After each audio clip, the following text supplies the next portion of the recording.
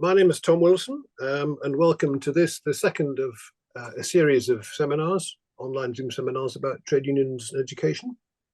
I used to be the director of Union Learn, retired from the TUC a few years ago, and ran the Union Learning Fund, which is now sadly ended, of course. This seminar is organised by the Trade Union Forum of the History and Policy Group, which meets under the auspices of the Institute for Historical Research at London University. We're very glad to have that as our home, very ably led by Philip. Like all our work, these seminars aim to explore both history, current practice, and float a few ideas for the future, looking to future policy, including what we might seek from a future Labour government. Now that looks like it might possibly be not too unrealistic. So I'm very pleased indeed to have two eminent speakers with us, Mark Stewart and Sue Ferns. I'll introduce them both and then ask Mark to lead off. And each of them will speak for 20-25 minutes or so, and then we can have some time for discussion at the end. So Professor Mark Stewart is the Montague Burton Professor of Human Resource Management and Employment Relations at Leeds University Business School, and Director of their Centre for Employment Relations, Innovation and Change. And more to the point of this evening's seminar, Mark carried out several of the independent evaluations of Union Learn, which played a large part in persuading first the Labour government and then subsequent coalition and Conservative governments to carry on the funding. And he recently told the All-Party Skills Group that something like the Union Learning Fund ought to be reinvented, but perhaps one of the things we could talk about tonight is whether that should take the same form or a rather different form. I'll just mention Sue before we go back to invite Mark. Sue Ferns is the Senior Deputy General Secretary of Prospect, a member of the TUC General Council for some years, I think since 2005, Sue, is that right? Chair of Unions 21 and President of the TUC in 2021 to 22. Prospect is a strong growing union of 155,000 members, with scientists, engineers, technical and specialist members across public and private sectors, including the media and entertainment industries. And Prospect also runs a flourishing education and training programme for reps and other members. So that's our lineup for tonight. So I'll go back to Mark, and over to you, Mark. Okay, thanks, Tom. Just going to share my screen.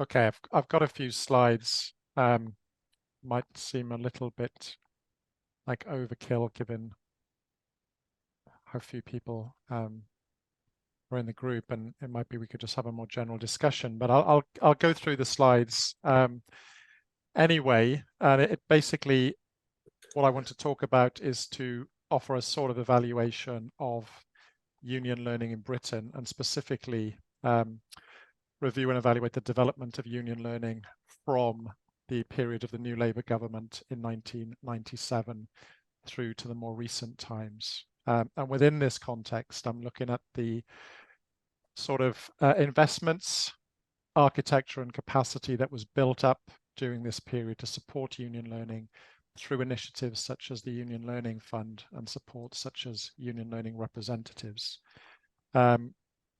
So I want to talk about what were the key sort of developments and outcomes, what were the background debates leading up to this, which I'm sure many colleagues in the room will be familiar with, and I know some colleagues were a lot more active in this than I was.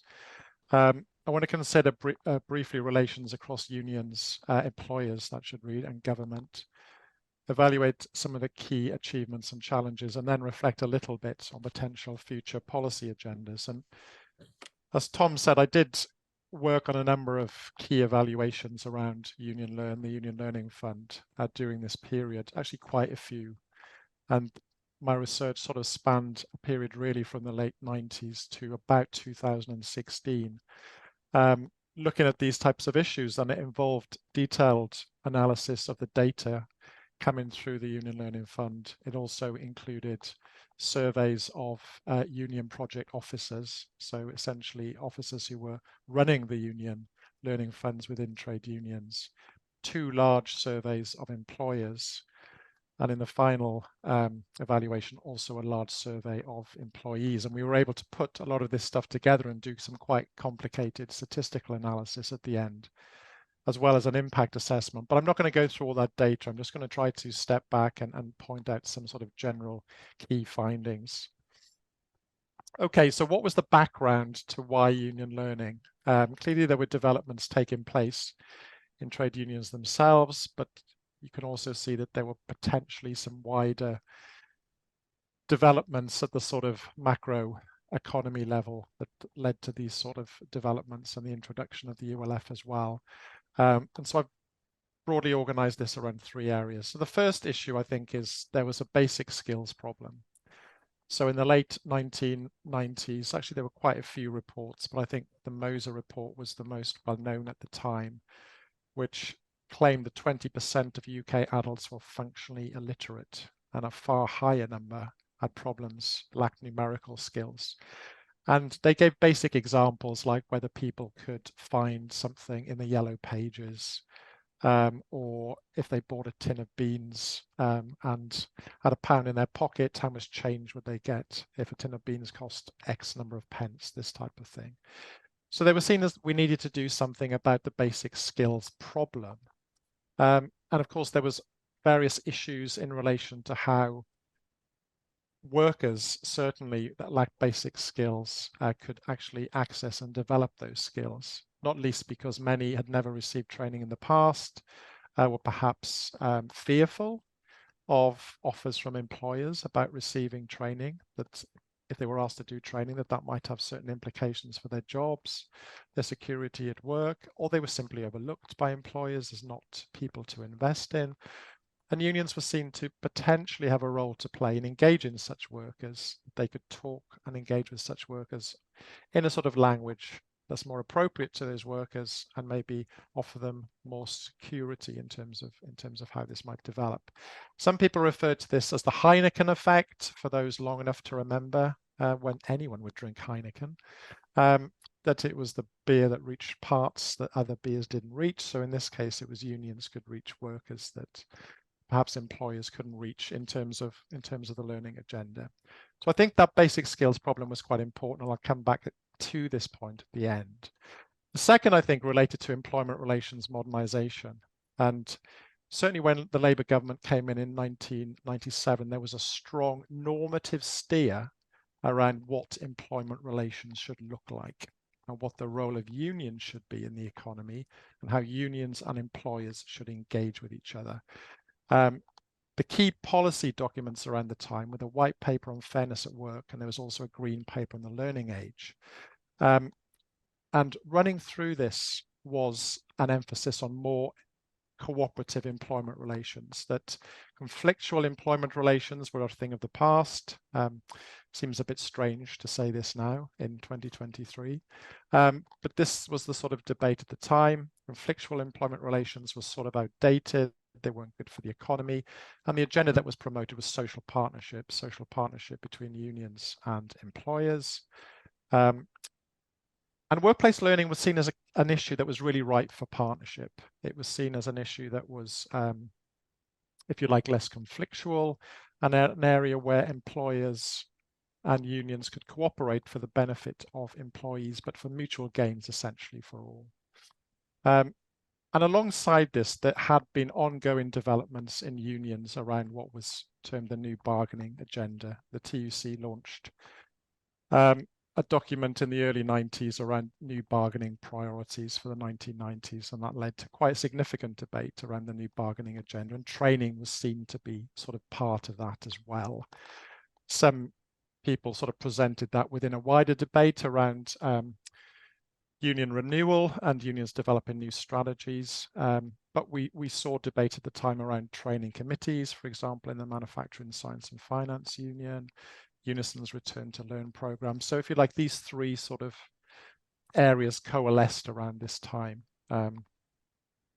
So what sort of happened? The The Union Learning Fund was established in 1998. There was a fair amount of discussion around this prior to Labour getting elected in 1997. But it was formally launched in 1998 and it was closed in 2021.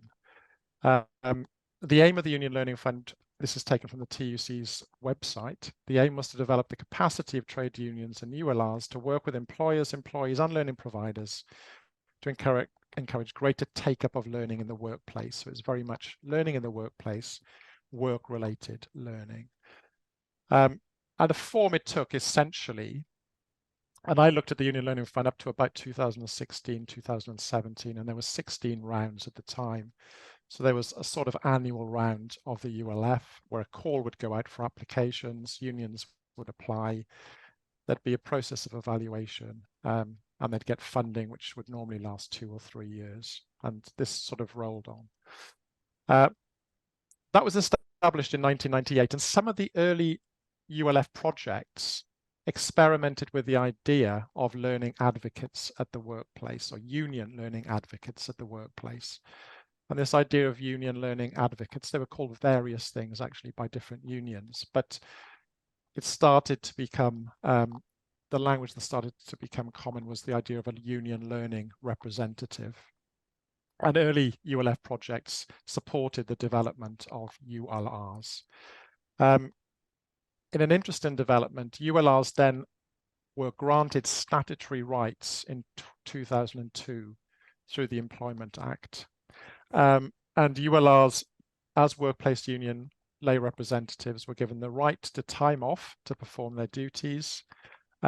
Members were given rights for time off to talk to ULRs. And so there was some general support for this. But ULRs never had any right and don't have any right to bargain with employers. Employees don't really formally through this means have rights to undergo training, to take time off for training. And there were no obligations on employers. I mean, there was quite a bit of debate at the time around the union recognition procedure that the Labour government also brought in around collective bargaining rights explicitly for training. And this was sort of granted for new recognition agreements, but not more generally. But that was an early point of debate that actually there would be some supports for training through, collective bargaining, but that never really happened more generally. So we've got the Union Learning Fund in 1998, Union Learning Representatives in 2002, statutory rights, and then TUC Union Learn was established by the TUC in 2006, and that sort of fused the old TUC education with some of the new developments around union learning into one big department within the TUC. And Union Learn got direct funding from the DFES, as it was then, and subsequently other government departments as things changed from 2007. By 2012, Union Learn had 160 staff. So within the context of the TUC, it was quite a large part of the TUC's operations.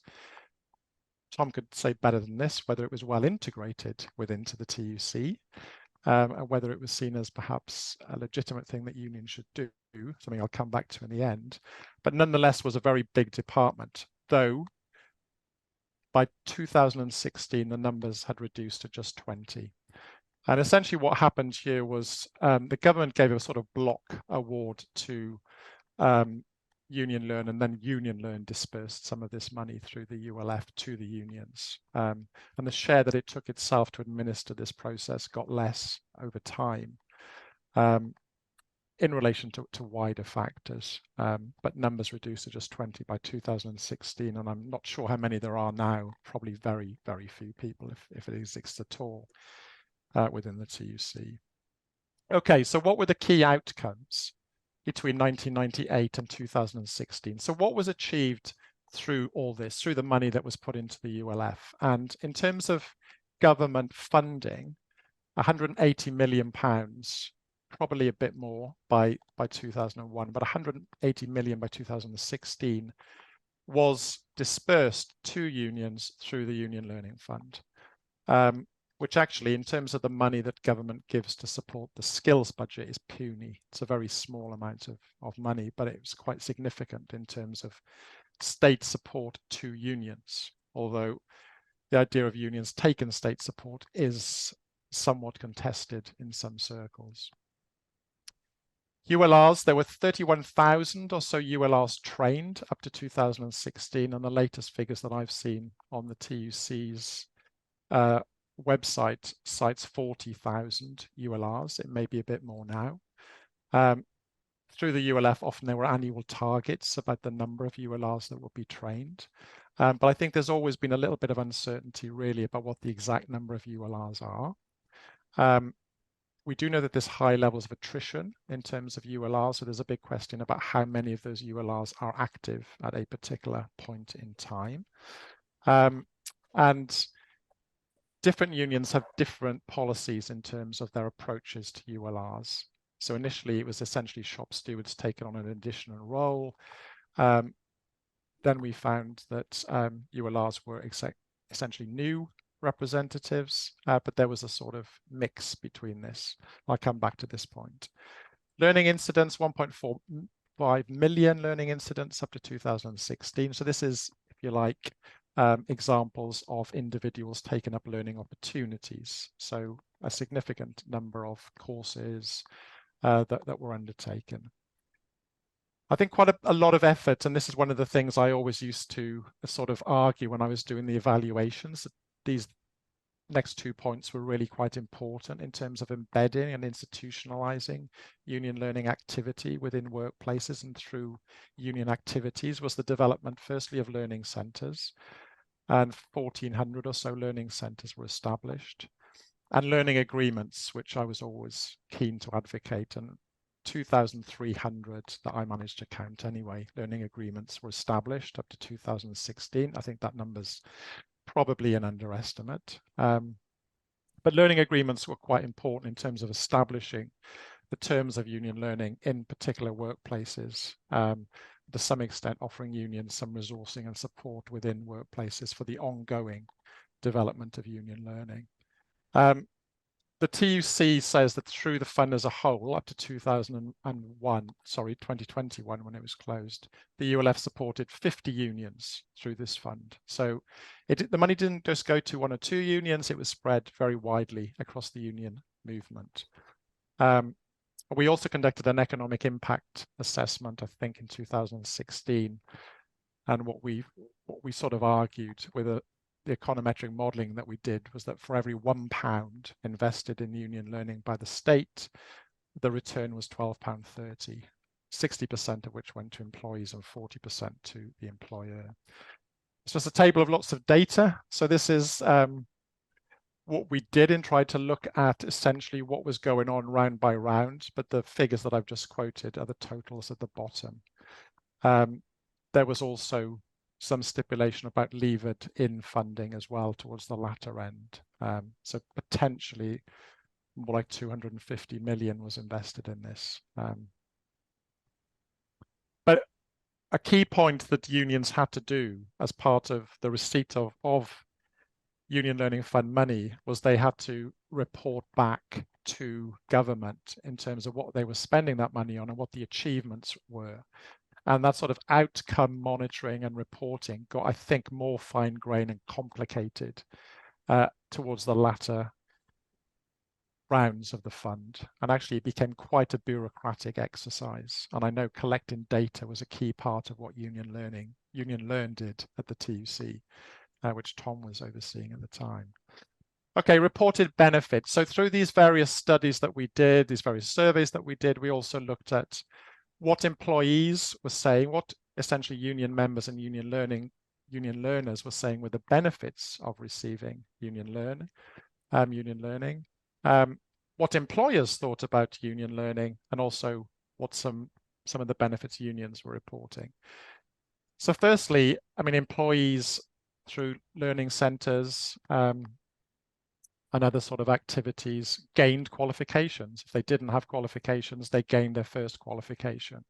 If they had qualifications, they improved qualifications, and there was evidence of this skills uplift over time. Where employees received union learning, they were highly predisposed to undertaking more learning at work, and so the demand for learning increased.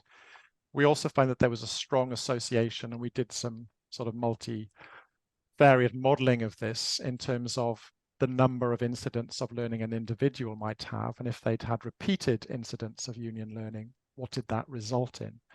And the more union learning that workers had, the more likely they were to have higher pay, so pay rises, the more likely they were to move to a new job, either within their current employer or a new employer, and they were more likely to receive promotion. So there were direct material benefits for union members in terms of receiving union learning. For employers, we conducted two major surveys, which were quite an exercise in both cases, one in 2010 and one in 2015. And we found that 43% of employers reported increased take-up of job-related training. So where they supported union learning, this led to essentially higher levels of job-related training within their workplace. 75% overall said that the return on investment was positive. We asked various questions about performance, employee commitment, improved union management relations, and there was a fair number of employers reported that they saw benefits in this. Interestingly, just under 50% reported that certain types of learning would not have happened if it wasn't for the ULF. So the ULF actively, if you like, led to learning in the workplace that employees would not have supported or funding themselves. We looked very carefully at issues around learning agreements and learning committees and learning centres, and we found that the more there was a sort of institutionalized environment for learning and union learning through these agreements and these committees, the more likely we were to find positive employer responses. But interestingly, what we also found between 2010 and 2015 was something of a retreat by employers away from signing learning agreements and committees. So employers were positive, but we saw some sort of rolling back over this period. For unions, there was increased. Sorry, Mark, you've got about another 5 minutes or so, if that's okay, right. that's fine, yeah. Okay, wow. Okay, there was increased capacity for and support for unions in terms of how they support their members. We also found that there was a strong relationship between union learning and increased membership and increased engagement with union activities. So the more workers undertook union learning, the more they were likely to essentially become a ULR. So key challenges, like I said, employees were generally supportive, but that support sort of declined from 2010 to 2015. We also know, if we look at data over the last 20 years or so, the overall volume of training by employers has declined. Unions were really engaging a small number of employers through union learning. And evaluating the benefits of union learning with employees is quite complicated, because we know that where unions are strong, where there's collective bargaining, where there's already good relationships, there's more likely to be union learning and it's more likely to be positive. But it's not entirely clear whether the sort of opposite happens, where union learning takes place, that's more likely to lead to collective bargaining and better outcomes. The lack of obligations on employers was clearly an issue. Okay, government, I'm going to have to try to rush through this, I think, a little bit now. There was clear limits on what the ULF resource could be used for. It could be used for vocational training. It could not be used for union organising. Unions often found ways to sort of work a little bit around this. I think the two key challenges of working with government and the ULF was firstly the way in which each round was sort of different in terms of what government was asking for, what the money should be spent on, and high levels of bureaucratic reporting, which I think became quite problematic for unions. It's also highly dependent on relationships with key ministers and senior civil servants. The senior civil servants often moved on and were replaced by new civil servants who didn't really know what the fund was about. I had quite a lot of conversations with civil servants trying to explain to them actually what the Union Learning Fund was about, doing some of my evaluations. And of course, if a supportive minister was replaced by a less supportive minister, which happened around about 2015, then that starts to change things. For the union side, I think the ULF contributed to much capacity building experimentations, but there were these issues with data and reporting data on the ULF fund for unions. I think this isn't really a union issue, and it's quite challenging for them. There were diverse practices across unions, and there was no established models for sustainability. So when we asked unions, what will you do if the fund goes? It was clear that some unions were putting mechanisms in place for the long-term future, and others were just saying, well, we'll only do it if we get funding through the ULF. There were issues in terms of how roles like the ULR was integrated into wider shop steward activities. I think there was a rooted tension over the legitimacy of union learning as a union issue, rather than it being integrated into wider agendas. And I think, I mean, Tom can explain more about this, but I think there was a partial tension that became more manifest between union learning and unions over time.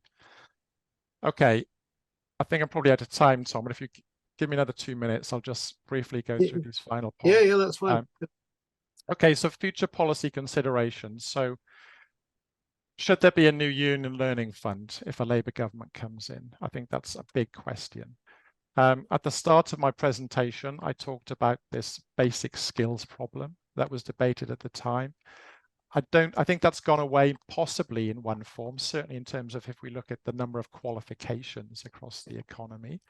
But I think there's been quite a few reports recently that have talked about quite significant problems in terms of the lack of digital skills by workers in some sectors and basic digital skills training. So in a way, there's a similar type of problem re-emerging in terms of the challenges that we're currently facing in the labour market around new technologies.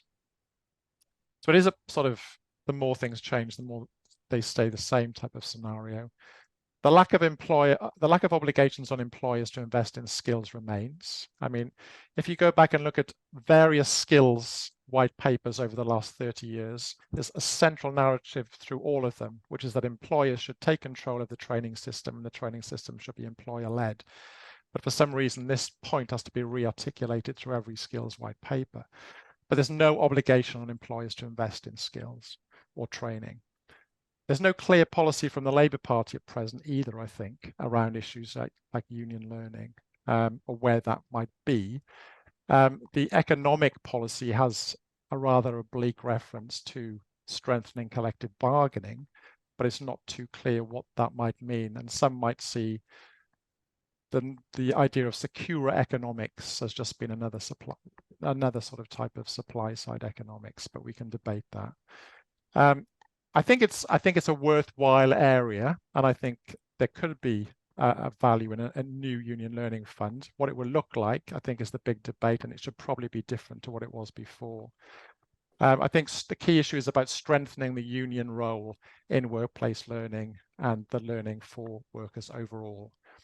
But it needs to get away from the project-driven focus that really came to dominate the ULF with annual funding rounds and debates over whether there was money or something like this. It has to be something that's more sustainable, that can be pushed as a sort of policy idea, but also can be sustainable within unions themselves. I think overall there needs to be more emphasis on support for and rights to collective bargaining and negotiation over learning, because I think this is a critical point in terms of making this work. And I think learning needs to be seen as more embedded within core union activities. So if the government is to put up resources to support union learning, that should not be seen as distinct from what unions do as labour actors. Thank you. Thank you very much indeed, Mark. Lots of food for thought there. And may I say, I think you've identified exactly what the right issues are, and certainly everything you said resonates with me from my experiences Director of Union Learn. Can I just say I'm very surprised at the small numbers we have with us tonight. Our previous seminar had a lot more, and certainly we were led to expect there would be many more tonight. But never mind, it's quality that counts, and there's certainly lots of food for thought in what you've told us. So, without more ado, I'll move on to Sue, who will give us a view from the kind of prospect perspective. Okay, thanks, Tom. I'm going to talk without slides, and I'm going to talk about what we do, which I think is an evolving picture always, how we organise or manage what we do, and then just a few reflections on that. So to start with the obvious, we run our own reps training program. We have 18 different national courses, a combination of generic, for example, rep stages 1 and 2. So there's a progression route through specialist courses, health and safety, employment law, environment. I don't think we're unusual in this.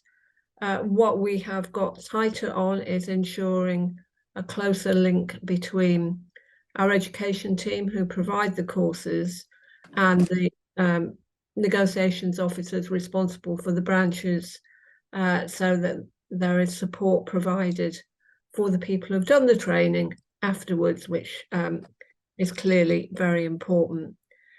We don't provide paper resources anymore or training booklets. It's all on the website behind a login.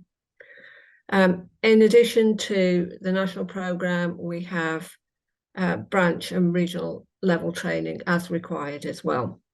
So I think, you know, so much. So what a lot of unions do that, but it is obviously very important to us.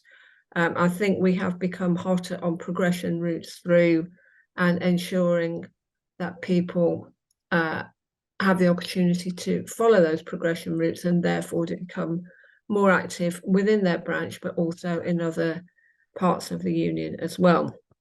Perhaps a little bit more interesting is what we do on vocational training and CPD. So let me start with England first, because obviously there is no government support in England.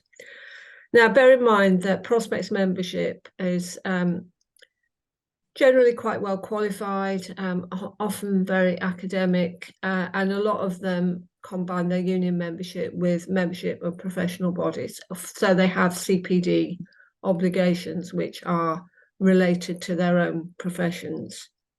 So what we do in terms of CPD is we have some themed short online courses which are not of that nature, but they might be related, for example, to finance, tax, digital skills, which Mark mentioned, management and leadership, health and well-being, those kinds of things. But we also have a craft-related programme. Now, this is dominated, it's not exclusive, but it's dominated by our BEC2 sector, which is the arts and entertainment sector, and very largely because of the freelance nature of employment of many of the members in that sector, which is a vibrant and growing part of our union. And they have a long tradition of vocational training. So whether that's script writing, for example, Afro hair and makeup, a whole variety of courses there. We also provide some discounted vocational training, CRISP training, BS 7909, which are health and safety or electrical training that members need to have to be able to work in the industry. So through their membership, they still pay, but they get discounts on those courses. We do a mentoring program as well. We ensure that the schemes are appropriate to the branches or the members that we're targeting. They are delivered with support from key lay officials who we train to be mentors. And we provide that both on a group and individual basis for members, and then some mentoring style workshops as well. So that's kind of a quick canter through what we do in England. Now, I'm going to talk separately about Scotland and Wales because they both still have union learning funds, although not everything that we do in those nations is ULF supported. So I think one of the things that we're very proud of, and it's got nothing to do with me, is the BEC2 Vision programme that we run in Scotland. So BEC2 Vision is a screen industry skills hub through which we provide targeted short courses and drama training, which is designed to increase access, upskill, and support the freelance workforce in Scotland. So it's about upskilling our existing members, It's also about widening access to the industry. This sector, arts and entertainment, TV and drama, is one that still operates very much on networks of who you know. So there's a real issue about equality of access. So we're trying to address that to some extent with the training that we provide. Scottish Union Learning Fund does support a short course programme that we do for our members. That can range from things like British Sign Language for film and television, disability, inclusion, dyslexia, autism, deaf awareness, and so on. But our programme is broader than that. So our Back2 Vision unit has a roadshow. It goes around Scotland. It's open to all, trying to inspire people to take up careers in film and television. They do 2-day courses for new entrants, early entrants, pathways to short courses which give people a taste of entry-level positions into the industry in different parts of the industry. Now, that is part funded by Screen Skills, and it's very successful. So there's the entry-level provision, and then there are bespoke stepping up opportunities as well to address evidence skills gaps and help and grow, again, the workforce in Scotland. There is specific vocational training for production skills. That's a longer commitment to a training programme that runs over 7 sessions. It's delivered during the working day, and those who engage in it get paid time off, paid release from their employers or engagers. And apart from those vocational skills, there is also a collaboration project for people who are line managers, production managers, on things like HR and management skills as well. So I think it's helped by the Scottish Union Learning Fund, but it's much broader than that. And a good example of that as well is taking the Scottish Government's Fair Work Framework and the flexible working strand in that. Colleagues who work on this have been providing support, advocacy, and initiatives to crew and productions. So things like a Take-Two job sharing programme to remove barriers for job sharing for people.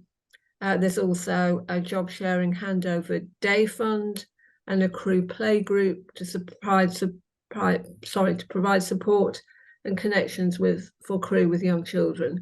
This is often very long hours working. Even if you're doing a job share, it's long hours. So there's some practical measures there as well, not just the training, but again, about accessibility and keeping people in the industry and providing that support for flexible working. I have to say that issue around barriers to flexible working doesn't just apply in this sector, because more broadly across the union, we have women working in operational and frontline roles, whether that's out in the environment, whether it's in the energy sector, doing shifts, or in the prison service, for example.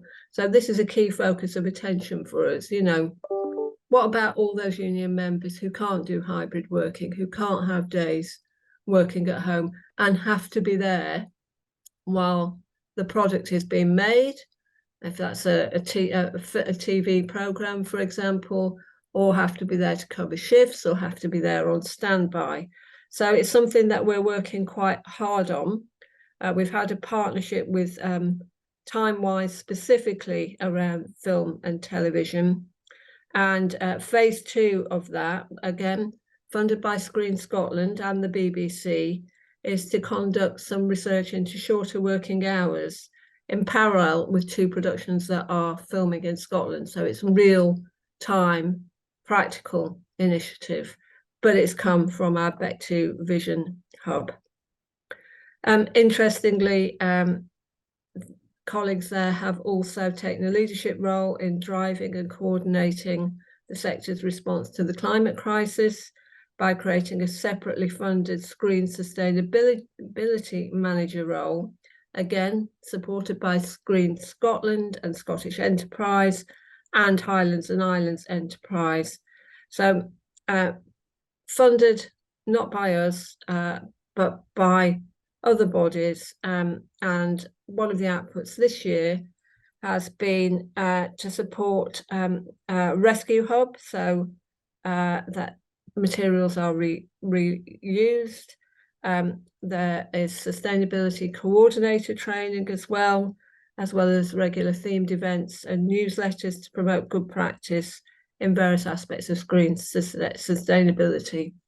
So I spent some time on that because I think it's a really good illustration of how Scottish Union Learning Fund provides a basic, and what we've done is we've built on that, often, Mark, in partnership with employers or with other bodies, so that still works for us, and taken it into things that really matter to members, you know, accessibility. Can you actually work flexibly in these sectors? But not just posing the question, trying to provide some practical answers for people who want to do that. That's why I describe it as evolving, because we haven't got all the answers yet. But, you know, there's strong support, there's strong engagement, and I think the external funding is a good indicator that it is providing added value, not only to our members and potential members, but to the industries that they work in. So I think that's a good example of that happening.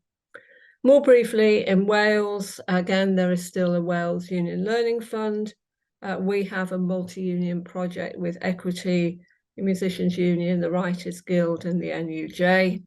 Again, that is focused on freelance workers in the creative sector. In this case, based on partnerships with theatre employers, primarily. We've produced a skills toolkit for freelance workers. There is some vocational training, some digital training, again, some coaching and mentoring, input around equality and diversity, wellbeing, redundancy support, and so on. We've got 2 pilot projects running at the moment. One is about empowering creative freelancers, where union learning reps are still active in developing a range of activities for freelancers, which in our case includes costume, camera, makeup for darker skin tones, use of firearms, all things that our members do in the various branches of craft that they operate in. And we're also piloting wellbeing facilitators in Screen, that is co-funded by the employer bodies, with the aim of bringing about cultural change in the industry. And that's partly about the closed networks that operate still in the industry, but also some very practical stuff, like if you're filming on location, have you got access to toilets? Have you got access to hot food and drink? Where's your wet weather clothing? What about bullying, and so on? So again, I think that's quite innovative. So that's quite a quick canter through what we do. How do we manage it? Well, obviously we have no funding from a Union Learning Fund in England and some funding in the other nations. So when we have had Union Learning Fund projects in the past, though we dropped out of that well before 2021, because to be quite honest, the bureaucracy around it became too big for us in terms of the value that we were getting out of it. People who were managing it were spending a disproportionate amount of their time trying to find numbers to report back. And actually, that's not what we're here for. We're here to support members, not to spend time filling in forms. I do understand the need for appropriate governance, but it had become disproportionate, I think, in our view. So our National Executive Committee had a debate about this once Union Learning Fund disappeared. They agreed to put in transitional funding, primarily for vocational training and development. So a lot of that is focused on the Bec2 sector. Self-employed members more broadly, we have quite a number of self-employed members in the education sector, for example. Also those in the energy sector who are affected by transition. So particularly those working in thermal power stations, for example, who don't have a long-term future for obvious reasons in those sectors. So we did some mentoring and some individualized support for those members as well. So the union has provided the funding, but it's been clear about where its priorities are and which groups we want to target. That was provided initially on an annual basis, extended for another year, and we've now made that permanent. So we have got that union direct investment in it. We've done that on the basis of having some clear objectives, which have been approved by the National Executive Committee, and they are around supporting workforce development, creating conditions for the industries to flourish, establishing and encouraging a culture where CPD is valued, a partnership approach to addressing key skills gaps and needs in priority sectors, and recruiting and retaining members. So we've got criteria against which we are able to justify and report back, take responsibility for the funding that the union is investing in this activity. So that's how we fund it. In terms of delivery, we've got a combination of in-person and online offerings. I think there are pros and cons to both approaches. Lack of personal contact and networking with other participants is a disadvantage to online delivery. There's no doubt about that. I don't think online delivery works well for some training. For example, for negotiating skills, we find you really need people in the room to get the best out of that kind of training.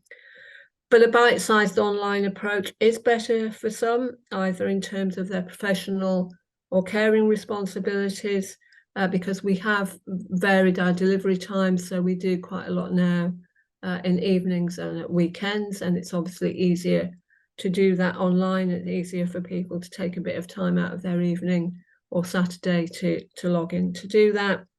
And it can also help with any challenges over facility time release, which some of our members find quite difficult. And obviously, if you're a freelancer, you don't get facility time in any event. So that's how we deliver.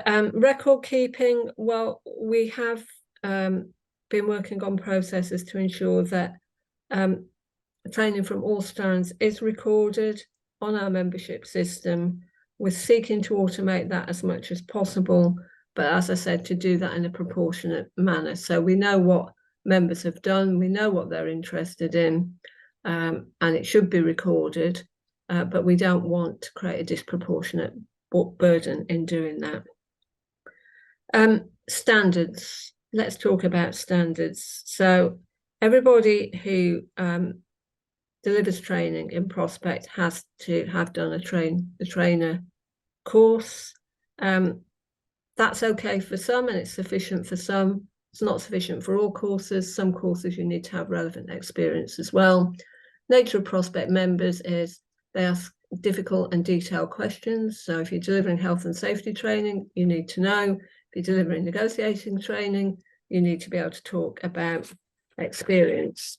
And we are updating our training materials. So let me just give some reflections. As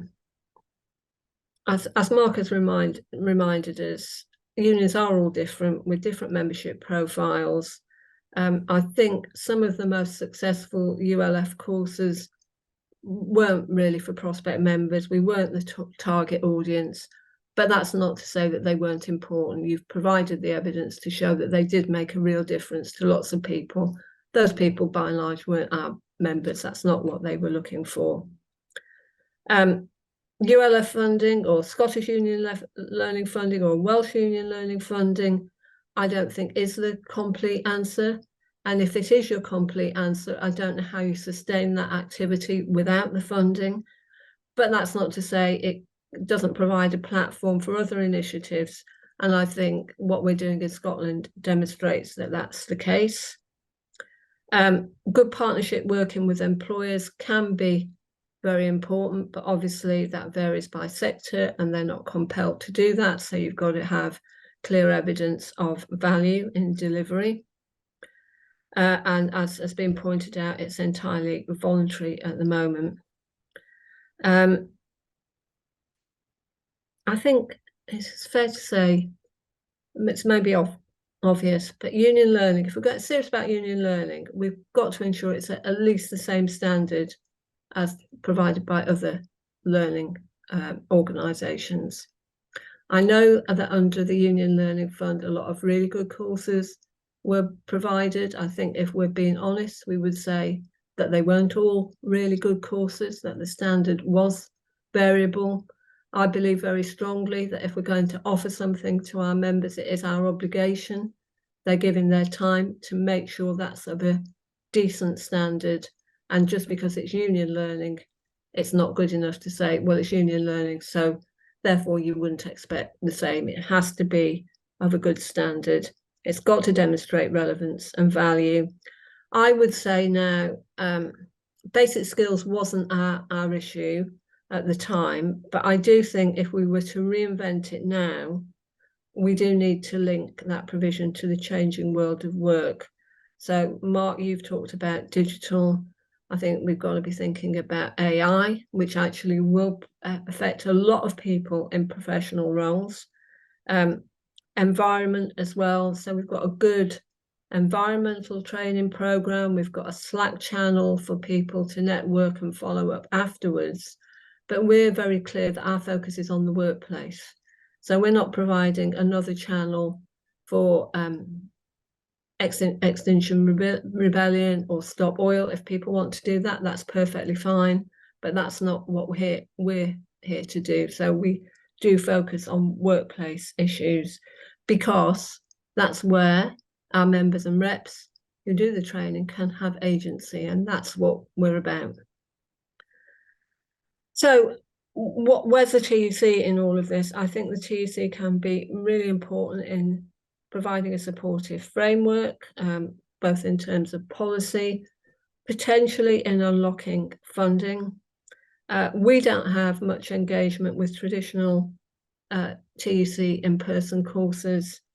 We have very few members who either can or want to take maybe 5 days out on a course. They just won't do it. A lot of them don't have the facility time to be able to do that.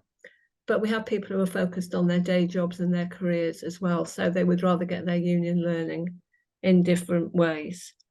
So some of the online short modules that the TUC have done, I think have worked well. I think they've engaged a wider audience in that. And I also think some of the more targeted offerings that the TUC does, the Leading Change programme is still going. We do still send people on Leading Change. There's been some quite good work on sexual harassment as well, with a clear strategy for rolling that out and a clear target audience and clear objectives. So I'm not saying that the TUC doesn't have an important role to play. But as Tom mentioned earlier, they are reviewing what that should be. And I do think it probably needs some fairly significant adjustment to it because the world has moved on. And pressures on our reps and members are more intense than they were in terms of their day jobs, but also in terms of the changes that they face at work. But for us as unions, unless we provide decent training and development for our reps and we bring in new people and train them well, we're acting against our own interests. So that means we've got to reach out, we've got to engage different people. And one of the things that we find actually is some of the courses that we run, public speaking, presentational skills, negotiating, our members will tell us that they've been able to use and transfer those skills in their day jobs too. And that's fine. I think they get a double benefit out of it. We benefit, we get them as active trade union reps, but they get a career benefit as well, which is all to the good. So I haven't got any answers, but those are some reflections for discussion. Thank you very much indeed, Sue. That was really, really interesting, actually. And you know, a very positive account of what a pretty progressive union is doing. You're doing a hell of a lot, frankly. And what's interesting is you're doing that without the ULF, certainly in England anyway, of course. Mm.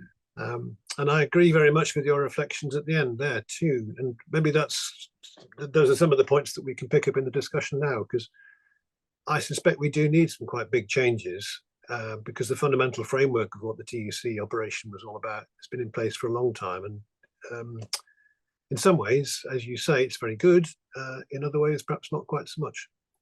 Right. Who wants to go first? Raise your hand, or just, I think in a small group like this, it's probably relatively easy for people just to sort of talk without having to raise your hand, but let's see how we go.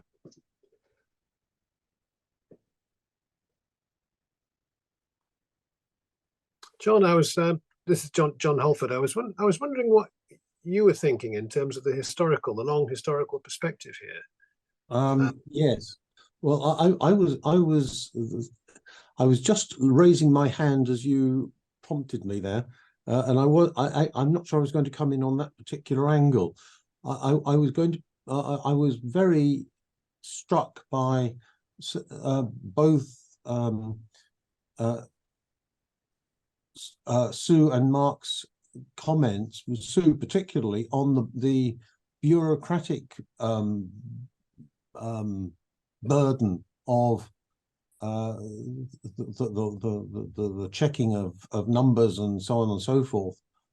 And I mean, in a sense, we're all used to this at some level, that the intensification of checking of everything. But I just wondered when that had really taken off over the years, when had it intensified, and what was the logic behind it that made it so significant, if I can put it that way? Who argued that it was really important that these details were maintained? I mean, I have my own recollections of collecting data on figures on class attendance and so on and so forth, but and this is somewhat historic, but it didn't seem to be anything like as intense as that. And I'd also add that all technology is supposed to do away with the need for it's supposed to automatically pump all these figures through, isn't it? And yet that doesn't seem to be what's happening. Sorry, I've just noticed that John Edmonds has got his hand up. I wonder, John, if you wanted to add a question, and then we can ask Sue and Mark to reply to both. You there, John Edmonds? I can see a hand, but it's gone away. In that case, sorry, is Alan, were you? Hello, John?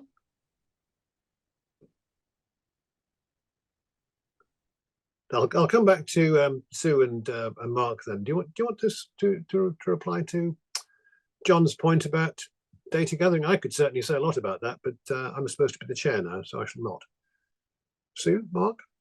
Can I make one point that I think is relevant, and maybe I didn't bring out sufficiently? My recollection of the ULF is when it started off, it was not too tightly defined in terms of the projects that you could put forward. And I think over the years, it became more and more tightly defined. So one of the most irksome things, I think, was not just accounting for what you've done. I completely get that you have to account for the spending of public money. But the guidance that we were given about how we wrote projects to ensure that they fit with the criteria, which means that it had become so bureaucratic that potentially it was taking you away from what you perceived the need was for your union, and you were having to tick boxes to show that you'd met criteria, which actually you had to do, but it was compromising what you needed to do, and it was kind of second guessing how could the department know what prospect members needed as opposed to unions and members, as opposed to unite members, but we're all having to meet those criteria, and it was really diverting us away from what we knew we needed to do, which made it doubly irksome, I think. Yeah. Yeah, Mark, did you want to add? Yeah, I mean, I guess you and Tom were closer to the ground on this, but I think, and I'm not sure, John, if you're trying to get at maybe whether there was a difference between the Conservative government and the Labour government on this, but I think it's, over time, it just became more bureaucratic. And I think the underlying driver was really about having to prove that the funds invested represented value for money. And I mean, I was looking at some of our evaluation reports this afternoon, and we had tables where we had all the criteria taken from the TUC's admin data set. And the tables just got longer and longer in the later evaluations. And simply there were just whole lists of how many people went on training courses related to this type of qualification, this point. And I mean, I completely concur with Sue that you do have to provide data. And actually, this is one of the things I pushed in union learning meetings. I actually remember getting quite strong pushback saying this to unions, actually. I was taken into a room and sort of spoken to about it, because I thought unions actually needed to do this well. But I think one of the problems was government was asking for more and more reporting, but actually they weren't really too sure what they were asking for. They knew why they wanted this reporting, but I'm not sure that they were asking for the right type of stuff back to allow them to really address the question of value for money. And that was one of the problems. I think the other issue about that, Mark, was you had to report on outcomes. Now, if you're doing courses like some of the ones I've described, sort of CPD courses, how do you prove a short-term outcome to that? It doesn't mean it's not valuable, but you were asked to specify the outcome. And actually, 3 months after somebody had done that, you can't possibly specify the outcome because it evolves. It depends on the circumstances that they're in. But it was quite a blunt tool, I think, in that respect. Certainly was. Alan, you wanted to come in? On the same issue initially, which is, it did strike me it's the point at which the Treasury saw all spending on education and skills as a subdivision of economic planning, and brought kind of comparative return on investment expectations on departments who were spending money in different ways on that. It definitely over time reinforced the new public management sort of neoliberal behaviours. But it was also the spasm of enthusiasm that led to the creation of the Union Learning Fund initiatives and ULRs, along with all those other Blunkett-inspired ways of encouraging lifelong learning, went out the window about the mid-2000s. So, Mark, your point about Labour and Conservative, for all kinds of adults engaging in learning, there's a kind of shift from the mid-2000s when skills policies become ever more prescriptive that doesn't really make a distinction between and you see the same stuff in universities too, that we've moved from a trust culture, here's a budget, tell us, be accountable after the event, to a prescriptive accountability in which we've already decided which questions we're going to ask you to show how well you're doing something. But if the initiative was worth having, it was worth having the space to do things with different levels of intensity, with different volumes of people, to do things that worked very well and things that didn't.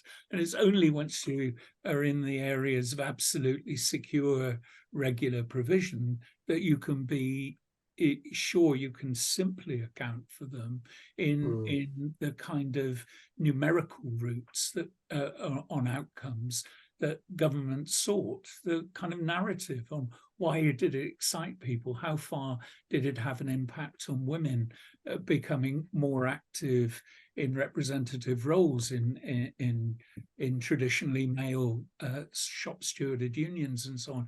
Those things aren't very easily captured by that kind of rag grind accountability. But it's I mean, I don't think it's at all limited to government funding initiatives through trade unions. I think it's a serious failure of government in the centre of the erosion and disappearance of trust and the centralisation of power in the treasury. Yeah. If I can just add, while John is adjusting his monitor, from my perspective at the time, I remember there were three problems. Firstly, unions didn't always have control over the data. If they were organising courses funded by Union Learn but through a third party like the Open University or an FE college, they didn't always give the union the data that they needed. Secondly, unions didn't have the capacity to handle that kind of data, and why should they? Because they're unions, they're not sort of bureaucratic data crunching organisations. And thirdly, it just got worse and worse as ministers got more and more critical and less trusting, and they wanted to know more and more. You know, what colour were the paper clips and so on, in order to find reasons to stop funding it. I'm being a bit cynical, and to be honest, lots of the civil servants were quite helpful in trying to simplify and find ways of meeting what ministers wanted, critical ministers wanted. But I could entirely see why unions were just getting so fed up with it, because it's very alien to, you know, unions kind of culture. Anyway, John, well, now that you're with us, you can see me. I hope you can hear me. I'm using my wife's machine because mine has all fallen over about 45 minutes ago. I apologise for that. What I wanted to say principally to Sue was that the History and Policy Committee is submitting ideas to, well, the Labour Party, what we hope will be a Labour government, about filling in some of the gaps and learning the lessons from many of these things that were done in the past. And it seems that Sue's experience and the experience of Prospect is something that really should be injected deeply into that.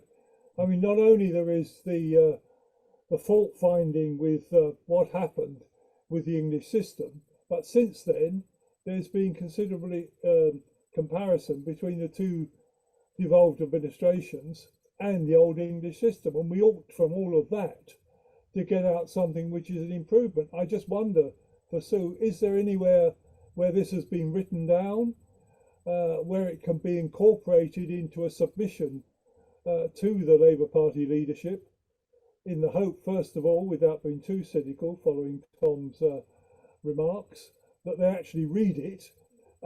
If they don't read it, we can, I think, find some sharp objects to inject it into their system somewhere. But it seems to me these experiences need to be written down and assembled. We had a conference about lessons to be learnt, generally, not just in trade union education, but across the field.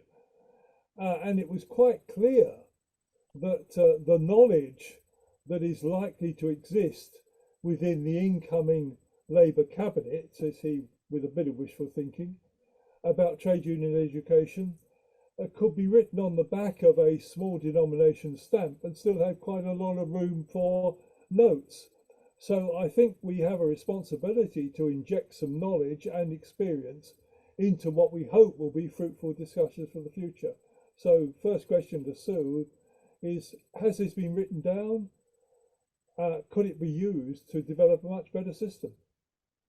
So we have got, John, nice to see you. We have got reports of what we're doing now and how that's working. I've written down some reflections. So yeah, it's there. Whether it's in the right format for submission, I don't know, but there is evidence in writing. Yeah.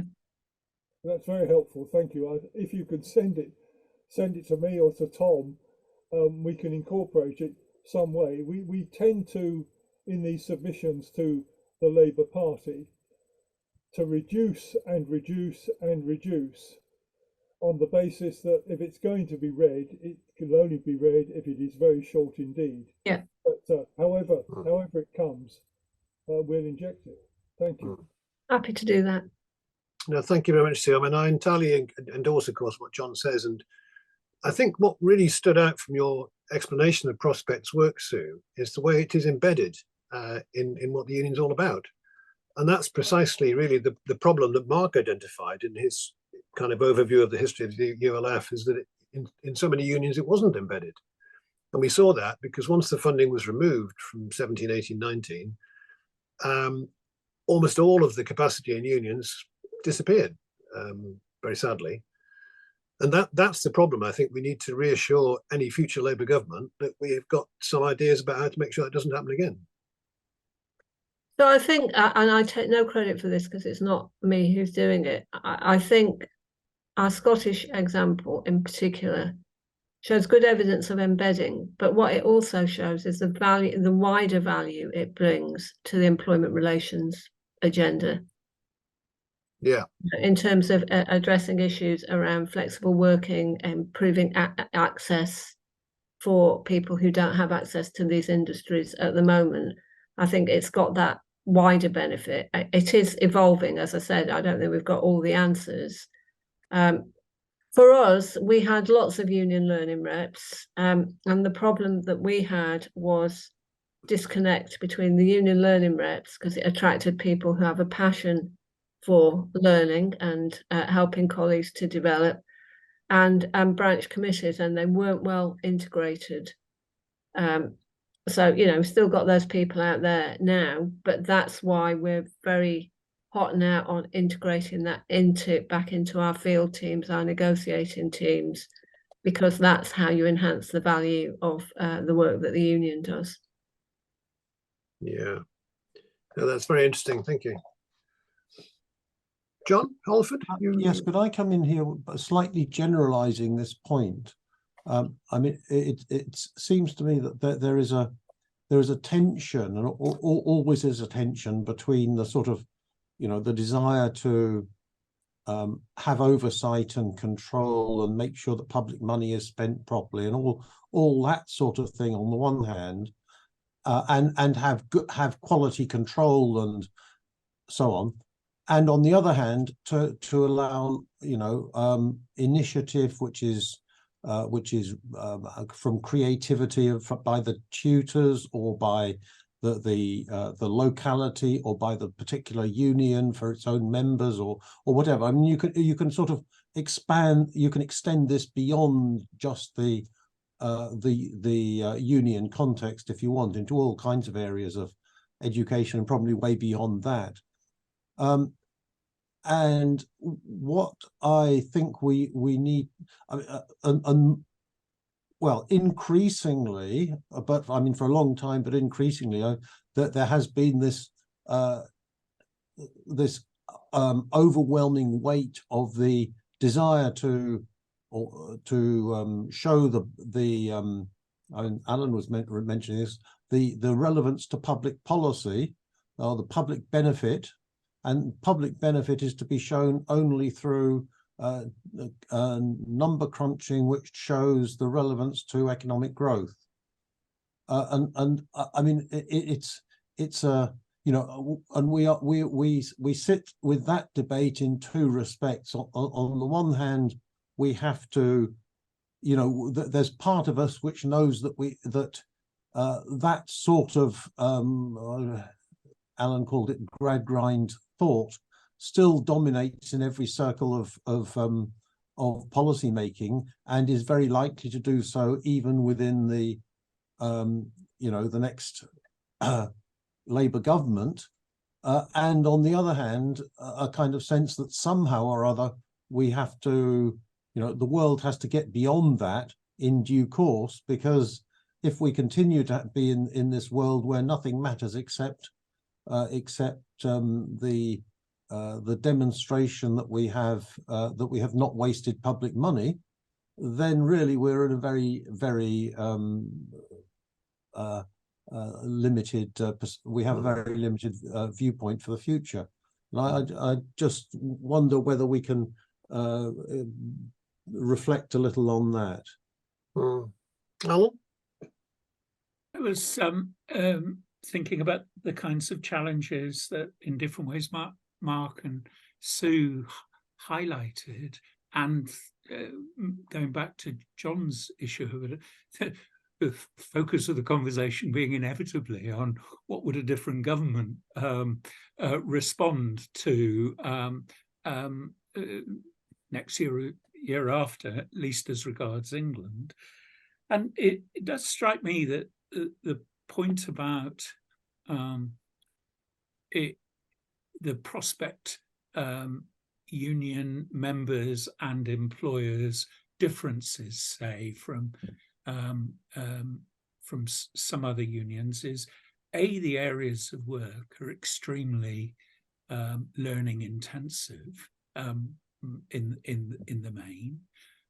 So employers in that area of work are pretty straightforwardly sensitive to those things, and on a voluntary basis you can get the kind of agreements that you were talking about. The kind of challenges across the economy of AI attached to the traditions in Britain of thinking, if training isn't paid for by the government, why should we bother? Which emerged, I thought, very strongly in large areas of the particularly smaller and mid-sized employers in the last 15 years.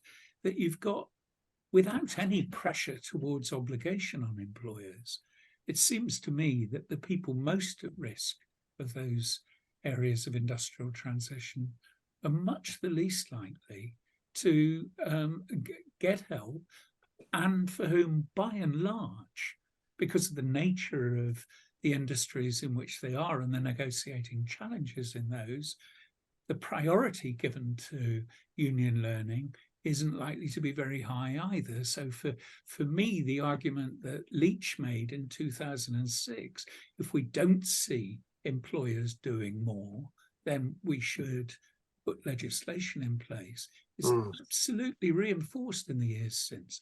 Britain was the only country, apart from Portugal with its crisis, that did less training post the 2008 financial crash. The only one in the whole OECD arena. And that's a cultural problem that, except for the very largest industries and the knowledge-rich industries, absolutely beggars working conditions for people in unions in Britain, it seems to me. And so for me, of your challenges, I think kind of making the case that it has to be, that there has to be a partnership. The function unions can perform is in engaging a willingness for people to join in, a creative co-shaping of what's done. But there has to be a partner on the other side, whether they want to or not. Nice to have a dog join us. Cat, actually. Cat. Oh, sorry.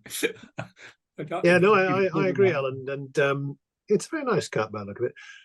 I wondered, I mean, we've got just 5 minutes left, and I wonder, Mark and Sue, if you just wanted to kind of say a few concluding things in a couple of minutes each, but particularly picking up Alan's point there about how do we embed this, and how do we get employers to take it seriously, and how do we reverse the kind of trend towards doing less and less training, which seems to be almost unique to the UK. Yeah, I'm Mark, happy to do you make a want to go few. first? Yeah, I'm happy to make a few comments. I'm not sure if I can provide the answer. If I did, I think I'd probably have a much more important role than I do at the moment. But I think it's possible to connect John's point around the obsession with economic growth and the deep problems that Alan's just identified, because we have seen this decline in training by employers. Actually, it started around about 2004. It actually predates the crisis, which is quite surprising, and it's sort of continued to some extent since.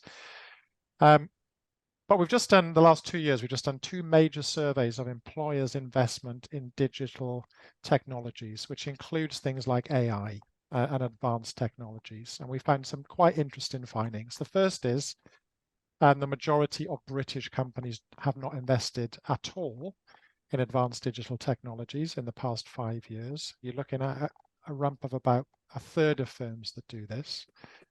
And secondly, even those firms that are investing, where they say that they're in need of digital skills, that they are lacking digital skills from the labour market, they're finding it difficult to get these skills, they're also saying that they have no intention of significantly investing in training in the coming years. So this is the problem. We've got this long-term sort of retreating away from training investment. We've got companies that aren't investing in digital technologies, and where they are, they're still not necessarily saying, oh, we need to invest ourselves in training. So it's back to the question of responsibilities. But if we see this as a shared problem to address economic growth, then that's the space that unions can participate in. I know that the TUC has set up an AI commission, and I guess the role that unions can play in advancing skills training could be an important part of that AI commission's recommendations to the Labour Party. Yeah, good point. Sue, any final thoughts? So I don't have answers either, but I do agree with that last point. Look, the 2 huge transitions for people at work are around digital and AI, and around actually climate transition, which is going to affect a lot of people in a lot of industries. And actually at all levels of industry. If you look at AI, I think the impact is likely to be greater on the kind of members we represent than the kind of members some other unions represent. And the transition to net zero is similarly, it's going to have a very widespread impact. I wonder if there's a connection to be made with Labour's commitments on its work commitments post-election, and the shared agenda I hope we all have about good jobs and good work and good quality work, partly for economic reasons, if that's the case we need to make, but also in terms of individuals as well, well-being, the importance to communities. So I think that's the kind of connection I'd be trying to make. And if I was coming into government, I would be worried about the readiness of the UK labour market in terms of digital and AI, and I would be worried about transition. And we know that there are some clear Labour commitments on climate, but actually without the people prepared,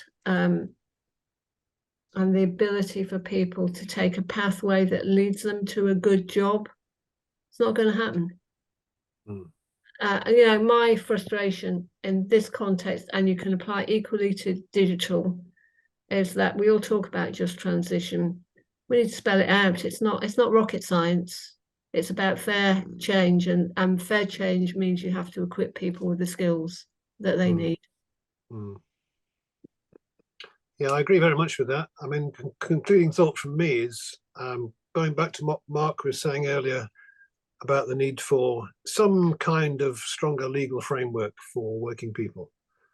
I mean, it's interesting the extent to which that can be it's either there naturally because of the kind of jobs they do and the professions they have, as Sue was describing, or it's not. And we're not going to change this unless working people themselves have got some ways of exercising a bit of agency.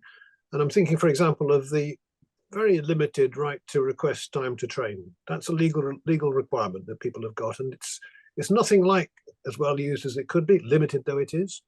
And we might well be able to build on that to try and at least address some of the problems that Mark was outlining in the way that unions have not been able, well, most unions anyway, have not been able to successfully embed Union Learn